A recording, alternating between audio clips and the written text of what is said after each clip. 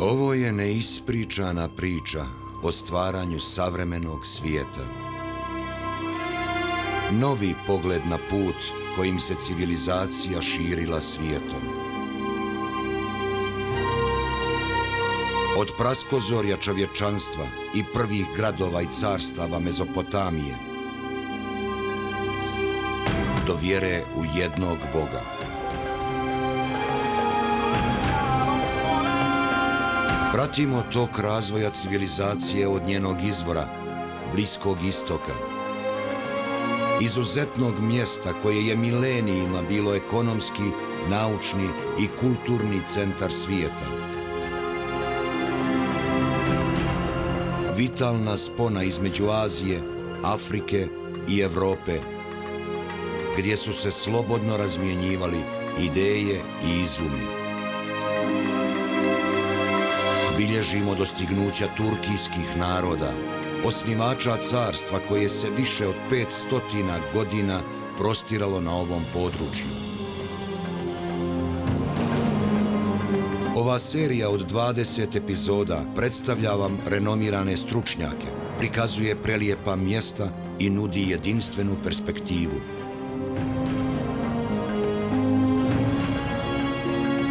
Od drevnog do modernog svijeta, ovo epsko istraživačko putovanje prati rijeku koja teče od istoka ka zapadu.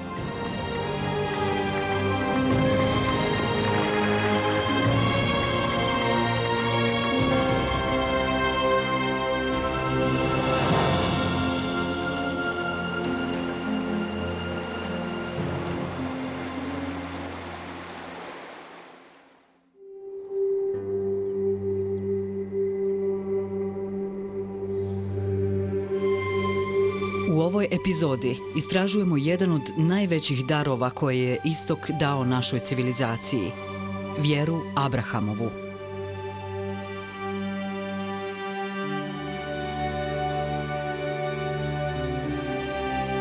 İbrahim tek tanrılı dinlerin atası sayılır. Çünkü Yahudilikte, Hristiyanlıkta, Müslümanlıkta kendisini İbrahimi geleneğin devamı olarak kabul eder. Abrahamovu vjeru pratimo od nastanka na Bliskom istoku, preko 3 velike religije, pa sve do njezine dominacije zapadnim svijetom, ali i većim dijelom ostatka planete.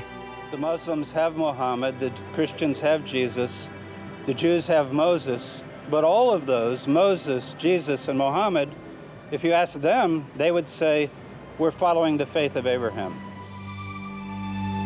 Ovo je priča o teškom nastanku i rastu monoteizma, vjere u jednog, univerzalnog Boga. I am the creator of good and evil. I am the creator of light and darkness. There is no one beside me.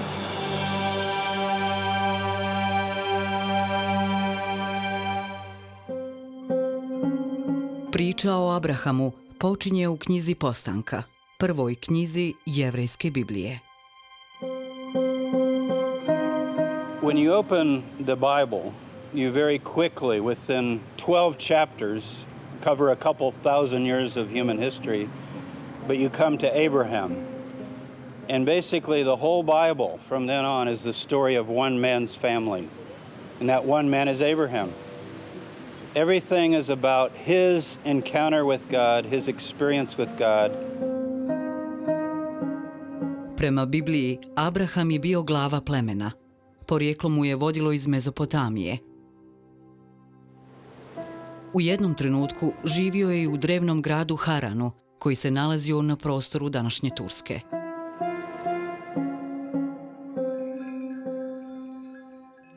Jednog dana Abraham je čuo glas. Bog mu je rekao da se zaputi u Kanaan. Velik ću narod od tebe učiniti, blagoslovit ću te, ime ću ti uzveličati.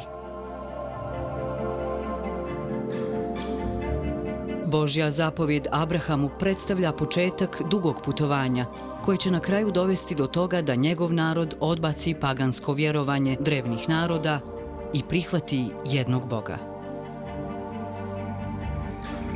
Abraham's task, his mission, is to teach eventually the rest of the world through his descendants this lost God that they had once known as their creator.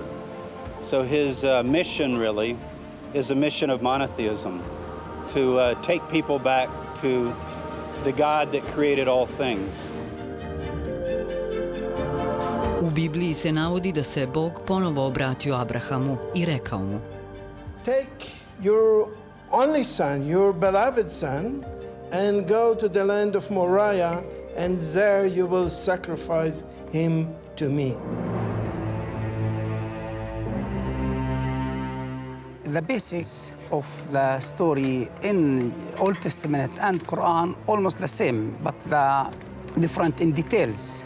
The story is that God would like to test the true beliefs of Abraham.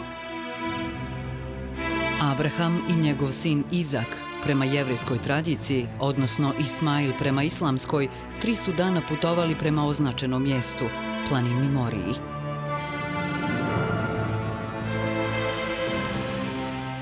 And when they come there, it is clear now to both of them that the sacrifice is going to be the son. The only son, the beloved son, is going to be sacrificed.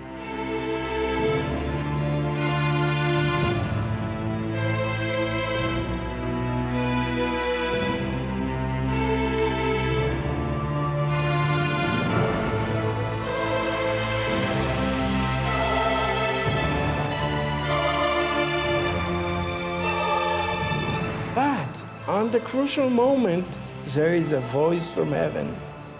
Don't touch the child. I don't want him to be sacrificed. You have proved yourself to be loyal to God. Abraham je položio kušnju vjere u jednog Boga i zbog toga je poznat kao otac monoteizma.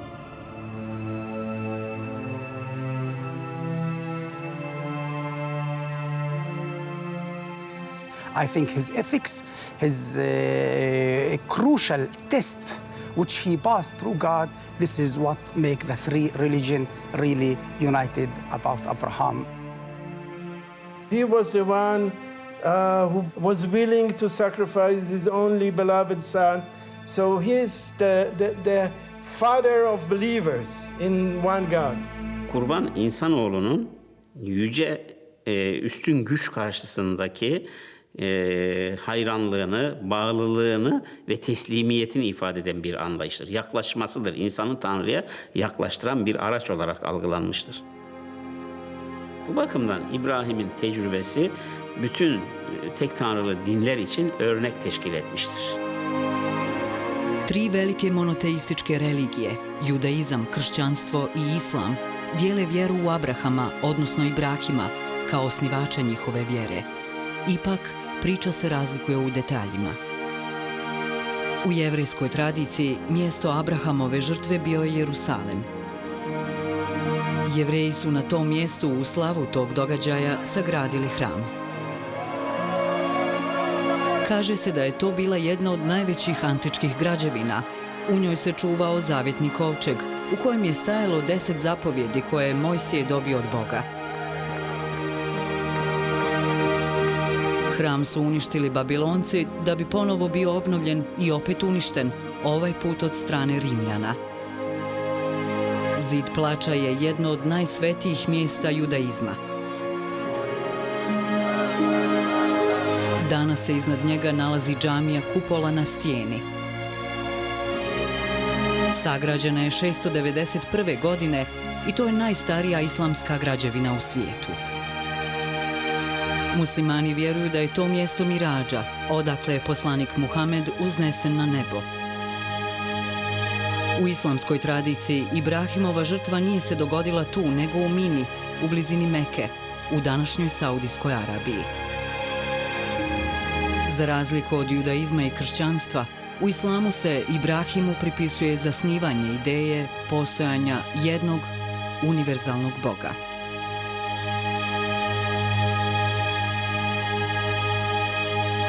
İbrahim kendisini yaratan bir tanrının bulunması gerektiğini düşünür ve bunun için araştırmaya başlar. Önce gökyüzüne bakar, güneşi görür, herhalde tanrı güneş olmalıdır der. Mısırlılar tanrıya güneş diyorlardı. Sonra bakar tanrı güneş gidiyor, güneş kayboluyor. O zaman der kaybolan bir şey tanrı olamaz. Sonra aya bakar, ayda da der ki herhalde gece karanlıkta ay tanrı olmalıdır der. Yine onun da batıldığını görünce kaybolan bir şey, ortadan kalkan, fani olan bir şey tanrı olamaz der. Ve kendi milleti bir takım putları, resimleri, heykelleri tanrı kabul ediyorlardı.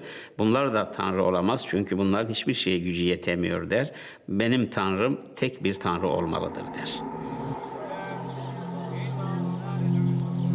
U jevrejskoj knjizi Postanka, Bog sebe nikad ne objavljuje kao jedinog Boga. Ideja monoteizma u jevrejskoj misli razvija se polagano. Politeizam, vjerovanje u više bogova, bilo je preduboko ukorijenjeno u religijsku kulturu Bliskog istoka da bi se tek tako brzo moglo ukloniti. The idea of one true God would have been an extraordinary and shocking idea. Because how can you have just one God when these men and women have known for thousands of years that the world was inhabited by many spirits and gods and demigods? Would have been heart-stoppingly radical. Politeizam je bio religija svih velikih carstava drevnog svijeta. Hetitsko carstvo trajalo je od 16. do 12. stoljeća prije nove ere. Prostiralo se teritorijom današnje Turske, Sirije i Libana. Glavni grad carstva bio je Hatuša, nalazio se u središnjoj Turskoj. 2 kilometra od Hatuše, u Jazilikaji, Hetiti su sagradili hram pod vedrim nebom u kojem su slavili svoje bogove. Burada betimlenen 12 tanrı Hitit tanrıların çoğunluğunu temsil etmekte.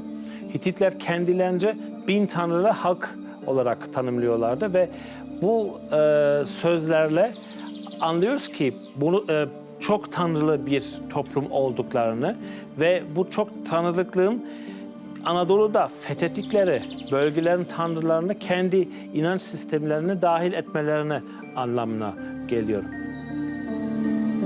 Hetiti su imali toliki broj božanstava iz praktičnih razloga.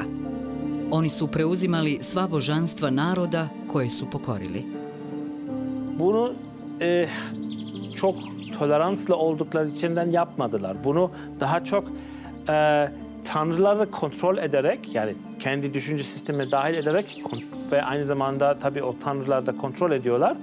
Böylece de o tanrıların ait oldukları ülke veya bölgeye de kontrol etmiş oluyorlar. Öyle bir inançla, öyle bir düşünceyle bu kadar tanrı da atıfta bulunuyorlar.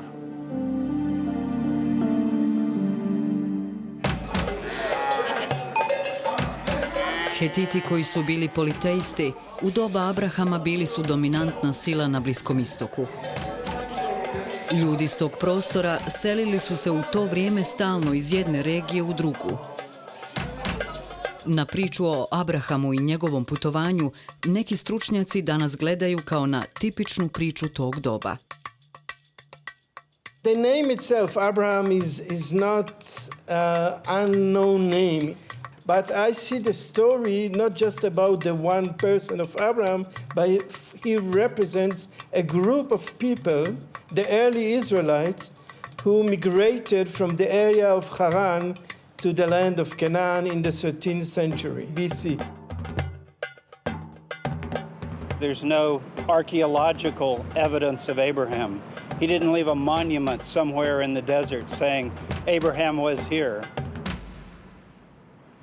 My own sense is that through the story he does live, and so of course he exists.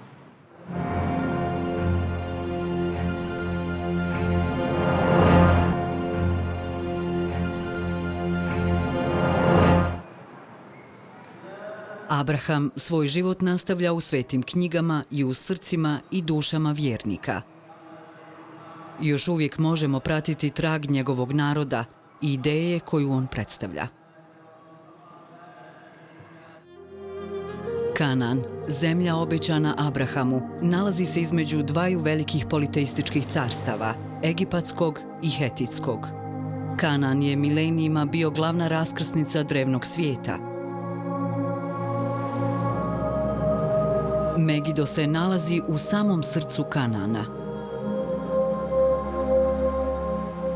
Megiddo has the remains of 30 settlements, one on top of the other, which cover most of the history of the Bronze and the Iron Ages.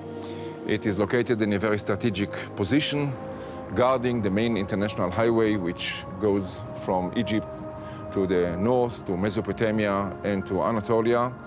And it is also some sort of a wonderful laboratory for biblical archaeology. Iskopavanja su otkrila da je politeizam bio zastupljen u Kanaanu mnogo prije dolaska Abrahamovog naroda.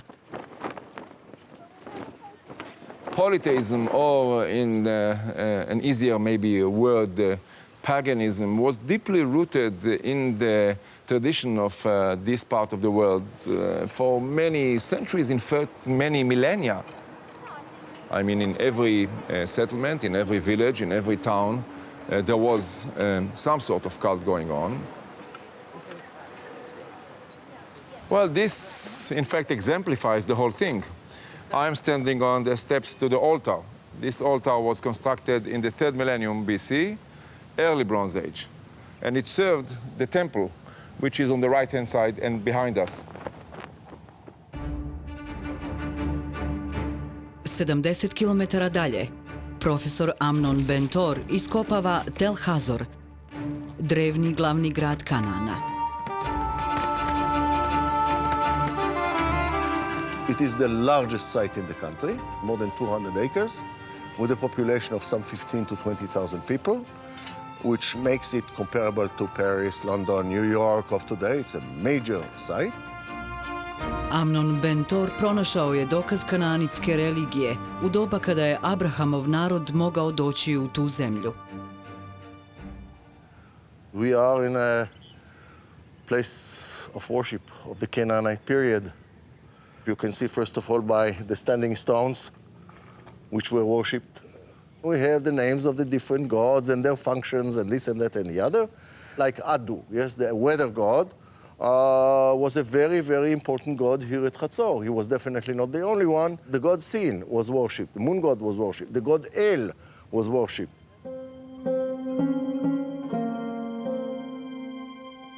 Kananci su imali cijeli panteon bogova, na čijem su čelu bili El, njegova žena Ašera i Bal. Kad su Izraeličani prvi put došli u Kanaan, i oni su poštovali ista božanstva. The chief god of the Canaanites is called El. So is called the chief god of the Israelites. He's called El, or Elohim. So there is no question that a lot of cult practices and ideas were taken over. U Bibliji se navodi da je među Izraeličanima izbilo neslaganje oko poštovanja kananitskih božanstava. The prophets keep complaining that why are you worship this God? Why are you worshiping Baal? Why are you doing this and that and the other? You are not supposed to do it. You are supposed to stay away from Canaanite. You have to separate yourself from the Canaanite people as well as the Canaanite religion and so on and so forth. Počeci Biblije prepuni su borbe za srca i duša Izraeličana, bitke između starih paganskih kananitskih božanstava i jednog Boga, koji se velikom poslaniku Mojsiju otkrio kao Jahve. Lo yeh lecha Elohim acherim al panai. Ja sam Jahve, Bog tvoj. Nemoj imati drugih bogova uz mene. Ovo je prva od 10 zapovjedi koje je Bog dao Mojsiju na Sinajskoj gori. One God, the prohibition against worshiping other gods. So this is what we have in the time of Moses. Izraeličanima je Bog bio Jahve, ali arheološki dokazi ukazuju na to da su oni nastavili poštovati i druge bogove. This little clay figurine was found in my excavations in a large site in northern Israel, south of the Lake of Galilee, called Tel Rehov, a place which is not mentioned in the Bible, but yet it was a very important city during the 10th and 9th and 8th centuries BC. In the field, one of our volunteers just picked her up and ran to me and showed it to me, and I was very pleased. It's always a pleasure. Figurica datira iz 850. godine prije nove ere. To je samo jedna od 1000 ženskih figurica iz izraeličanskog perioda, iskopanih na ovom području. She is holding here a baby. She is holding a baby. So she is a mother. She is a mother goddess in this case. We think that this is Asherah, one of the nice examples of this type of figurines from around 900 BC, when Israelite religion was not yet completely monotheistic, that's for sure. Izraeličani su i dalje poštovali kananitsku božicu Ašera. Zamišljali su je kao suprugu njihovog boga Jahvea. We have, for example, inscriptions on jars which say to Yahweh and his Asherah. Okay, so there is Yahweh and there is, if you want to say Mrs. Yahweh, Asherah. The Israelites worship many gods, unlike what is a more or less common belief that all Israelites worship Yahweh. Bilo je potrebno da prođe nekoliko stoljeća i da se dogodi jedna velika katastrofa prije nego što su Abrahamova djeca napokon prihvatili Jahvea kao jednog i jedinog Boga.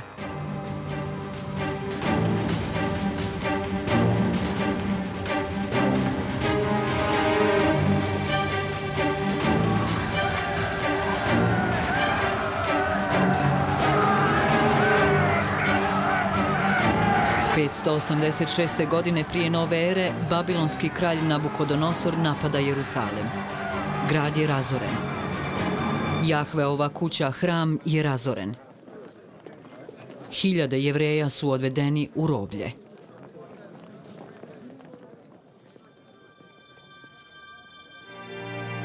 It was a theological catastrophe because the simple fact was that the God of Israel was defeated by the God of the Babylonians. This was the way people looked at it at that time, and they had to explain what had happened.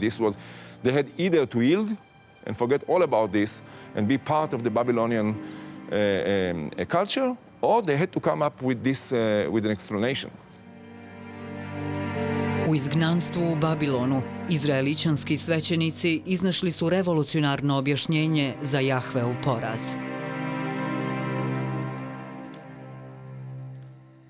They came up with an amazing, way of philosophical already, explanation of what exactly had happened and how it came about that the God of Israel was supposedly defeated, but in fact he won,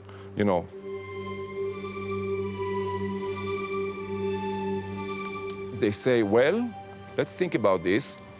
The God of Israel is so powerful that he is universal, that he rules everything, that he decides everything, that he sent the king of Babylonia. The king of Babylonia was no more than a little pawn in the hands of the God of Israel to be sent to punish the apostasy of the Israelites. No more than that. Pobjednik nije bio babilonski bog, nego Jahve, koji je Babiloncima poslužio da kazni Izraeličane. Tako da Jahve nije bio bog samo Izraeličanima, nego i Babiloncima. On je bio bog svih. Poslanik imena Izaija izrekao je ključnu ideju monoteizma i time promijenio tok ljudske historije. There is no other God besides me. I am the creator of good and evil. I am the creator of light and darkness. There is no one beside me. So this is really an amazing moment that exile forced them. destruction, catastrophe, exile forced them to reformulate their ideology, including theology, and they came up with this idea, which is the beginning of monotheism, in fact. One universal God. It's absolutely a watershed moment in history. There's a sense in terms of religion that it's maybe the greatest idea. If you judge greatest ideas by the ideas that really had lasting impact, because that idea takes us all the way to Islam, because the main confession of Islam is there's no God but Allah, and Muhammad is his prophet. Tek bir tanrı inancı insanı rahatlatır ama çok tanrı inancı insanı parçalar, böler. Parçalara, bölümlere ayrıldığı zaman da biz rahatsız oluruz. Biz zihin yapımız, ruh yapımız bütünleştirmeden yanadır. Bütün halinde algılamayı severiz insan olarak. Dolayısıyla tek tanrıcı inanç insanoğlunun ruh ve akıl dünyasını rahatlatmaktadır.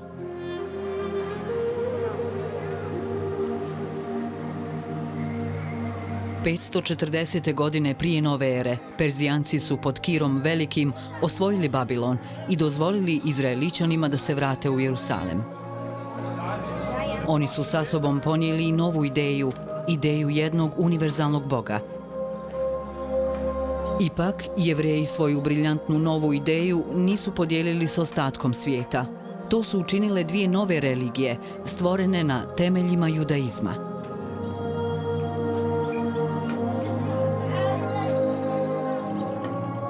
Denebilir ki tek tanrıcılık doğunun batıya olan en büyük katkısı. Çünkü mesela ilk olarak tek tanrıcılık malum Hristiyanlık olarak özellikle daha çok yayıldı batıda. Ama tabii ki ondan önce, Hristiyanlıktan önce malum Musevilik vardı. Musevilikte tek tanrıcılık. O da aslında o zaman batıya geçmişti ama Hristiyanlık kadar etkisi olmadı. Isus Krist rođen je u Betlehemu u današnjoj Palestini. Bazilika rođenja Isusova izgrađena je na mjestu za koje se vjeruje da je tu rođen Isus.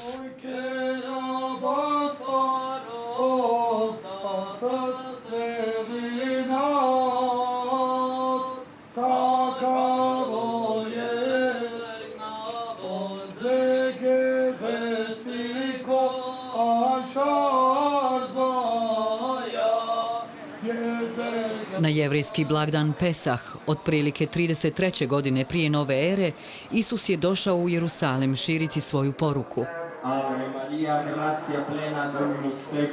U njemu su vidjeli opasnost po mir u Rimu, te je uhapšen i osuđen na smrt.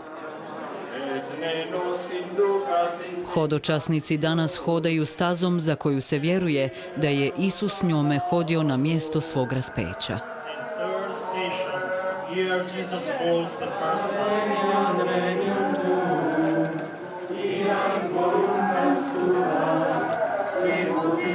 Here Jesus meets the holy women of Jerusalem.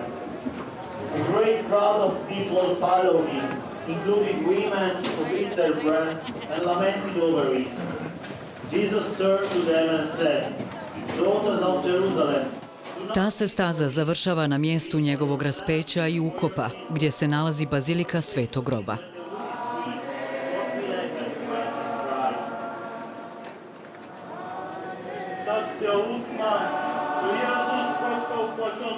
Dvije 2000 godina kasnije kršćanstvo broji 2 milijarde sljedbenika.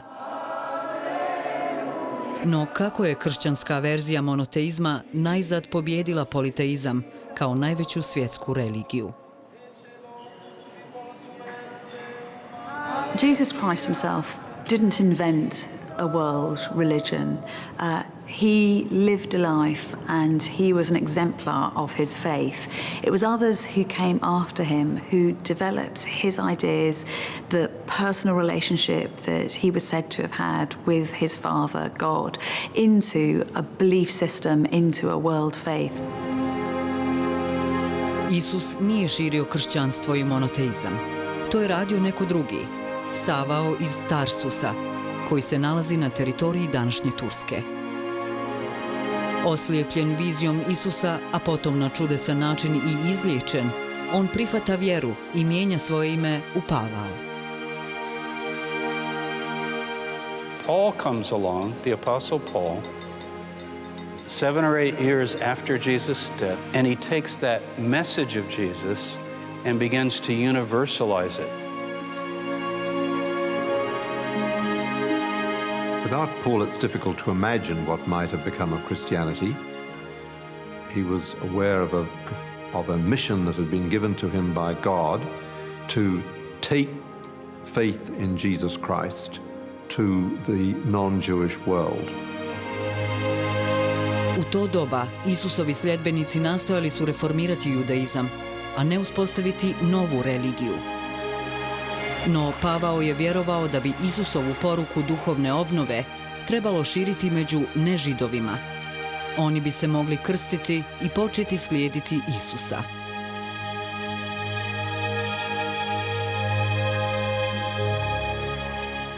He saw in his eyes that Gentiles too were called to participate, to share in the promises that God had made to the people of Israel.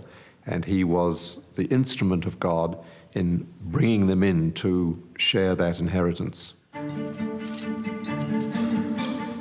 Pavlova prva misionarska putovanja odvela su ga iz Sirije na Kipar i Malu Aziju, odakle potom odlazi u Grčku. So what he starts doing is missionizing, traveling, first of all through Asia Minor, or Turkey, and he goes to little towns and villages. He crosses over into Greece, and he preaches not to the Jews or the synagogue. Often he'll go to a synagogue, but he'll end up street preaching, or he'll rent a hall, like he does in one case, kind of a school, and people come to hear him give lectures. Otprilike 50. godine naše ere Pavao je boravio u Jerusalemu, gdje su ga vođe Isusovih sljedbenika pozvali da svoju misiju objasni nežidovima. What Paul says is, if Gentiles, non-Jews, have faith in the God of Abraham, Isaac, and Jacob, and they believe in the Messiah, Jesus, aren't they really children of Abraham in a spiritual sense? Pavlovi argumenti bili su jači i nežidovima je bilo dopušteno da se pridruže pokretu. To je bio odlučujući trenutak u povijesti kršćanstva i monoteizma. Pavao je započeo misionarstvo među nežidovima Male Azije. Za bazu je odabrao drevni grad Efes, tadašnji glavni grad rimske provincije Azija. Bio je to drugi najveći grad na svijetu, a nastanjivalo ga je skoro 500 000 ljudi. Ako bi Pavao na kršćanstvo uspio prevesti grčke i rimske pagane, to bi značilo da se nova religija zasigurno može proširiti u cijelom carstvu. If you think about the achievement of Paul and what he did in bringing Christianity to the world, it's just staggering to think about, because when Paul lands, in every city are dozens and dozens of temples, beautiful buildings, edifices to all of these gods and goddesses of Greece and Rome. That's not going to go away very easily. Pavao i drugi misionari u Efesu su pisali i propovijedali nova kršćanska evanđelja, religije koja se razlikovala od svojih korijena, od judaizma, religije koja će ideju monoteizma proširiti izvan granica Bliskog istoka. The one thing that made it like Judaism is you've also got to believe in the one God, the monotheism. So you take this universal ethical system, you add the one God, you incorporate the faith in Jesus, and you've got Christianity. You got a monotheistic Christianity that could reach the world.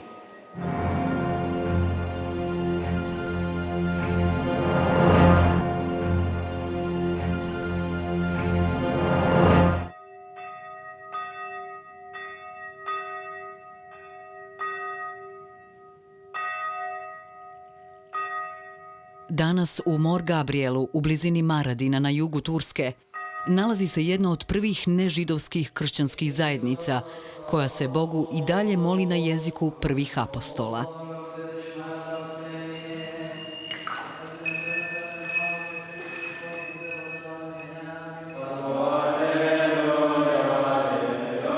you see the Syriac inscription.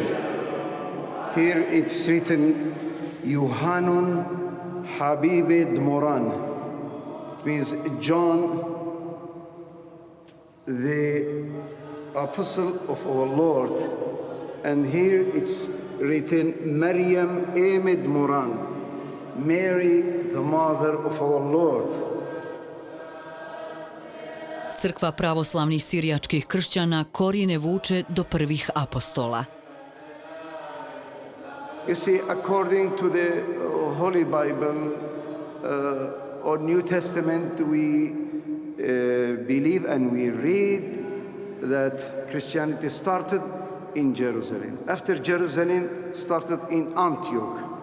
After Antioch, in Edessa, Orpha today. And from Orpha, in the end of 1st century, it was spread all over this area.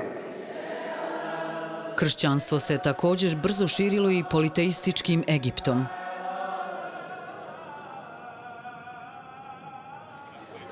Danas u ovoj većinski muslimanskoj državi živi do 15 miliona koptskih kršćana. Crkva Svetog Ivana datira još iz 6. stoljeća, dakle prije nego što je utemeljen grad Kairo, prije dolaska islama u Egipat. Obnavljana je u stoljećima koja su uslijedila i na njoj su vidljivi i kršćanski i islamski utjecaj.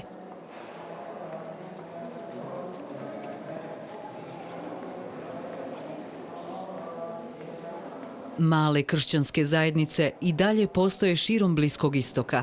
To je važan podsjetnik da je uprkos dominantnoj ulozi koju ima na Zapadu, kršćanstvo ipak nastalo na istoku. Christianity was born in the Middle East and it grew out of a parent religion, which is a Middle Eastern religion. It adapted well to the West, but when you look closely, its Middle Eastern origins are still very much there. Yalnız Hristiyanlıkta çok daha önemli bir etki daha var Batı'ya aktarılan. Bu da sevgi unsuru. Bugün Batı ve Doğu medeniyetlerini karşılaştıranların dikkatini çeken çok önemli bir özellik var. O da işte Batı'nın daha akılcı, daha bilimsel bir tutum içerisinde olması. Doğu'nun da daha duygusal ve böyle toplum eksenli olduğu şeklinde. Bu bence doğru, yani yanlış bir şey değil. Çünkü Doğulular biraz daha yani duygusallar. İşte İngilizce emotional dedikleri malum durum, bu çok iyi biliniyor. Bu durum tamamıyla Hristiyanlık vasıtasıyla ve sevgi unsuru olarak Batı'da tezahür etmiştir. Ve vurgu o noktada gerçekleşmiştir. Bunu bu şekilde belirtebiliriz.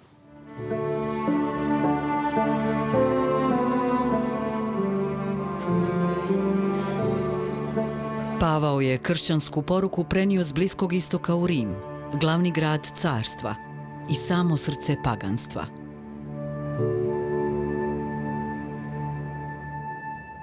U Rimu su kršćani kriomice praktikovali svoju vjeru, ali uskoro će osjetiti bijes paganskog cara Nerona. Vjeruje se da je Pavao bio žrtva ove čistke, da je pogubljen u Rimu za vrijeme Neronove vladavine. Na mjestu na kojemu je odrubljena glava izgrađena je crkva Svetog Pavla od 3 izvora. So this is really the spot that's the pillars commemorating the execution of Paul. He was beheaded traditionally in this spot. And the pillar not necessarily marks where it happened, but as a commemoration that it was in this area. And then the 3 fountains where his head, according to the tale, bounced and bounced and bounced again. And God gave kind of witness to his greatness.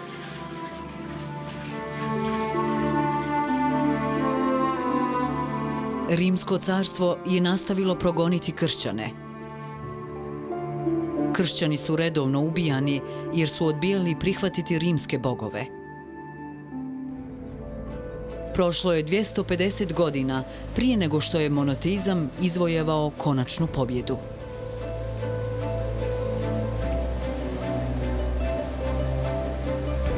On this bridge where I'm standing, the Milvian Bridge, this great battle took place.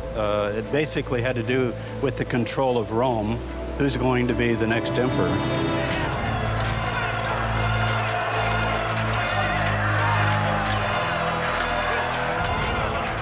But looking back on it, it really had to do with what will be the future of the entire Western world. There's a sense in which you could say monotheism hung in the balance on this bridge. 312. godine dvije vojske sukobile su se izvan Rima u bici na Milvijskom mostu. Na jednoj strani bio je Konstantin, vladar istočnih rimskih provincija. Njegov protivnik bio je Maksencije, uzurpator. Bitka je vođena sve dok Maksencijeva vojska nije stjerana u rijeku Tiber, u kojoj se Maksencije i utopio. U velikom rimskom forumu Konstantin je kao simbol svoje pobjede podigao triumfalnu kapiju. He built it as a monument that he had trampled down tyranny and reestablished the Republic of Rome with all of its virtues. So it's essentially a monument to him and a monument to what he considered to be a new era of the empire, a great and new beginning for Rome. Kaže se da je uoči bitke na Milvijskom mostu Konstantin imao viziju križa i da je svoje vojnike obilježio tim znakom. Sljedeće godine, 313. novi car proglasio je vjersku toleranciju u Rimskom carstvu.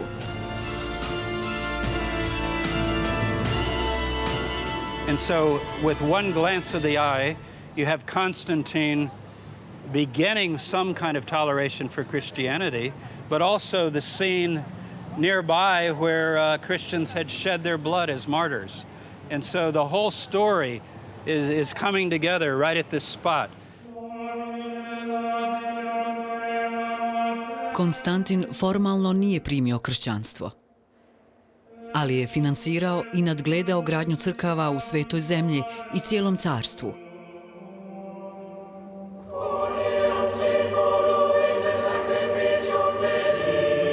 Iz Rima glavni grad je preselio u današnju Tursku, u svoj novi grad, Konstantinopolj. Naložio je gradnju goleme katedrale, Aja Sofije.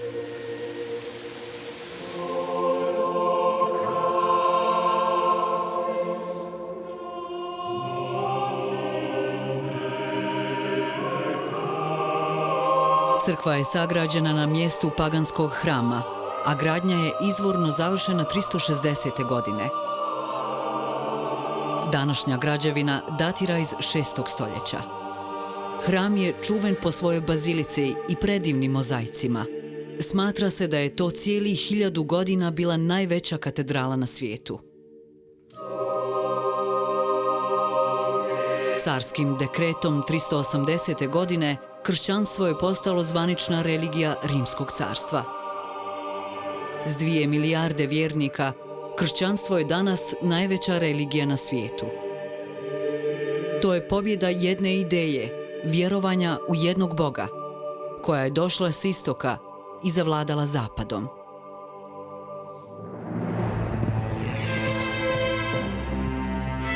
U sljedećoj epizodi istražujemo treću granu Ibrahimove porodice, Islam. Rođen u pustinji, odgojen u arapskim nomadskim plemenima, İslam je rastao nevjerovatnom brzinom.